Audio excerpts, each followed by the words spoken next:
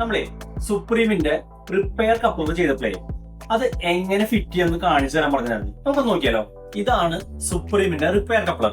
നമുക്ക് ഇത്രയും ഭാഗമാണ് ആദ്യത്തെ ഭാഗത്തിൽ കയറേണ്ടത്. അപ്പൊ നമ്മൾ ഒന്ന് മാർക്ക് ചെയ്ത് വെച്ചിരുന്നു. ഇവിടം വരെ നമുക്ക് ഫുൾ ആയിട്ട് ഉള്ളിലേക്ക് പോകും.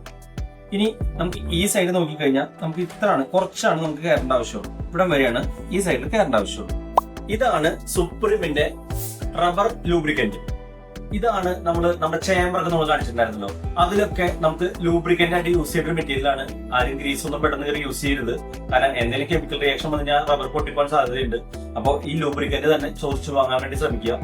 ഇതാണ് നമ്മൾ ഇതിലും അപ്ലൈ ചെയ്യുന്നത്. കാരണം ഇത് നമ്മളുടെ കപ്ലിങ്ങിന്റെ ഉള്ളിലും അതുപോലെ തന്നെ പൈപ്പിന്റെ മുകളിലും അപ്ലൈ ചെയ്താൽ ഈസി ആയിട്ട് നമുക്ക് ഇൻസേർട്ട് ചെയ്യാനും റിമൂവ് ചെയ്യാനും പറ്റും. കുറച്ച് കഴിയുമ്പോൾ ഇത് വേപ്പറേറ്റ് ആയി പോകും. അപ്പൊ നമുക്ക് അത് റിജിഡായി നിൽക്കുകയും ചെയ്യും. ഇങ്ങനെയായിരിക്കും നമുക്ക് റിപ്പയർ ചെയ്യുന്ന ഒരു പൊസിഷൻ നമുക്ക് ലഭിക്കുക. അപ്പോൾ നമ്മൾ ഇതിന്റെ അലൈൻമെന്റ് കറക്റ്റ് ചെയ്തിട്ട് നമ്മൾ ഇതിന്റെ ഉള്ളിലേക്ക് ഫുൾ ആയിട്ട് ഇൻസേർട്ട് ചെയ്യും.